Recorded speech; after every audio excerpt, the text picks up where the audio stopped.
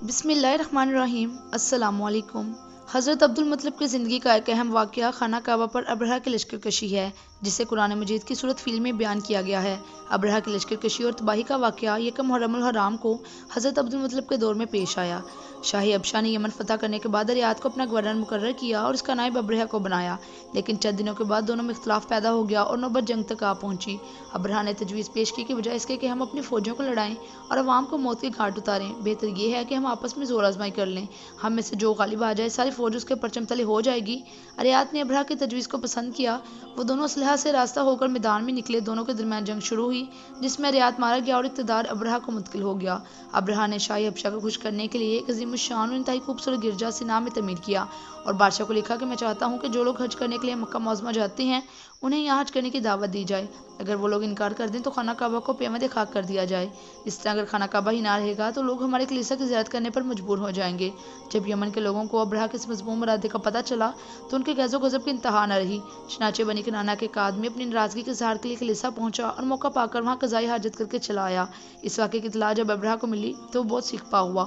اس نے جوشی انتقام میں خانہ کعبہ پر حملہ کرنے کا فیصلہ کیا اور بڑے جوش و خروش سے مکہ مکرمہ پر حملہ کی تیاریاں شروع کر دیں۔ ابرہہ نے 60,000 جنگجو سپاہیوں کا لشکر تیار کیا، جس میں 13 ہاتھیوں کا ایک دستہ بھی تھا۔ ایک ہاتھی ابرہہ کے لیے مخصوص تھا، جس کا نام محمود تھا۔ ہاتھیوں کے اس دستے کی وجہ سے اس لشکر کو صاحب الفیل یعنی ہاتھیوں والا لشکر کہتے ہیں۔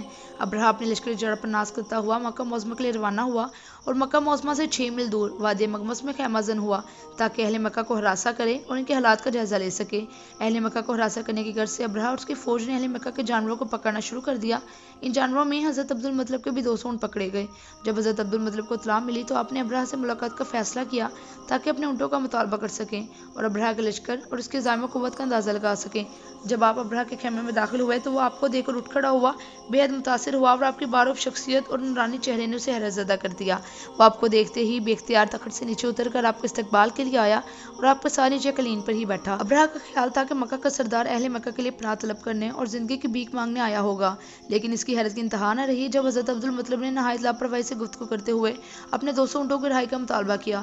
ابرہہ نے کہا کہ آپ تو ایک قوم کے سردار ہیں، کتنی حیرت کی بات ہے کہ آپ کو اپنی قوم کی بنسبت اپنی اونٹوں کی فکر زیادہ ہے، جبکہ آپ کو معلوم ہو چکا ہوگا کہ میں اس کعبے کو نیست نبود کرنے کے لیے آیا ہوں جس کے آپ متولی ہیں۔ حضرت عبدالمطلب نے بڑی ہی بردباری سے ابرہہ کی گفتگو سنی اور پھر فرمایا کہ میں ضرور کعبے کا خادم ہوں لیکن مالک نہیں ہوں۔ خانہ کعبہ کی خدمت ضرور میری ذمہ داری ہے لیکن اس کی حفاظت میری ذمہ داری نہیں ہے۔ کعبہ اللہ تعالیٰ کا گھر ہے، گھر والا ہی اپنے گھر کی حفاظت کا ذمہ دار ہوتا ہے، پس اللہ ہی اپنے گھر کا محافظ ہے جو بڑی قدرت اور قوت والا ہے۔ ابرہہ یہ سن کر غضبناک ہوا اور بولا، اب دیکھتا ہوں کہ اس گھر کو کون بچا سکتا ہے، میں اسے نیست نبود کر کے ہی دم لوں گا۔ ابرہہ نے 200 اونٹ حضرت عبدالمطلب کو واپس کر دیے۔ حضرت عبدالمطلب بڑے اطمینان سے مکہ معظمہ واپس تشریف لائے اور اہل مکہ کو ابرہہ کے عزائم اور اس کی ظاہری و مادی قوت سے آگاہ کیا۔ باہمی مشورے کے بعد مکہ کے سب باسی اپنے اہل و عیال اور مال و اسباب کے ساتھ وادی سے نکل کر پہاڑوں پر چلے گئے، مگر عبدالمطلب اور شیبہ بن عثمان بن عبدالدار مکہ میں ہی رہے۔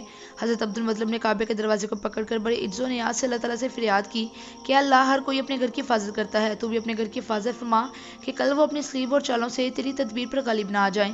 ادھر ابرہہ نے صبح سویرے مکہ معظمہ پر چڑھائی کی تیاری شروع کر دی۔ لشکر کی حرکت محمود نامی ہاتھی کی حرکت پر موقوف تھی جو ابرہہ کے لیے مخصوص تھا۔ ابرہہ نے جیسے ہی محمود نامی ہاتھی کا رخ مکہ معظمہ کی طرف کیا تو ہاتھی بیٹھ گیا۔ مہاوت نے ہاتھی کو بہت مارا، ہاتھی پھر بھی نہ اٹھا۔ ابرہہ ہاتھی سے نیچے اتر آیا، اب ہاتھی کھڑا ہو گیا۔ مہاوت ہاتھی کا رخ یمن کی طرف کرتا تو وہ چلنا شروع کر دیتا، شام کی طرف کرتا تو وہ پھر چلنا شروع کر دیتا، لیکن جب مکہ معظمہ کی طرف ہاتھی کو موڑتا تو ہاتھی بیٹھ جاتا۔ ابرہہ غصے میں لال پیلا ہو رہا تھا، پوری فوج حیرت زدہ تھی۔ اس دوران آسمان پر چھوٹے چھوٹے پرندوں کے گول نمودار ہوئے جن کو ابابیل کہتے ہیں۔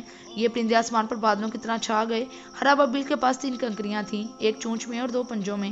اللہ تعالیٰ نے سمندر کی طرف سے ابابیلوں کے گول بھیجے۔ چند ہی لمحوں میں ابرہہ کے لشکر پر کنکروں کی برسات شروع ہو گئی، جس پر کنکری گرتی وہ ہلاک ہو جاتا۔ لشکر کا اکثر حصہ تو وہیں کھائے ہوئے بھوسے کی طرح ہو گیا۔ ابرہہ اور اس کے کچھ سپاہی بھاگ نکلے۔ ابرہہ اور اس کے ساتھ بھاگنے والے زخمی ہو چکے تھے، جن کے جسم پر زبردست خارش پیدا ہو گئی، گوشت گل سڑ کر گرنے لگا اور یمن پہنچنے سے پہلے ہی یہ سب عبرتناک موت مر گئے۔ ابرہہ بڑے دردناک عذاب میں مبتلا ہو کر مرا۔ وہ صنعا پہنچ تو گیا لیکن اس کا پورا جسم ناسور بن گیا اور اس کا جسم زخموں سے چھلنی تھا اور جسم سے خون اور پیپ ہر وقت رستا رہتا۔ اس کی زخمی انگلیاں جڑ گئیں۔ چند دن کے بعد اس کا سینہ پھٹ گیا اور وہ جہنم رسید ہو گیا۔ کہتے ہیں کہ ابرہہ کے لشکر میں 13 ہاتھی تھے۔ محمود کے علاوہ سارے ہاتھی ہلاک ہو گئے اور محمود نے چونکہ حرم شریف کی طرف پیش قدمی سے انکار کر دیا تھا اس لیے وہ زندہ بچ گیا۔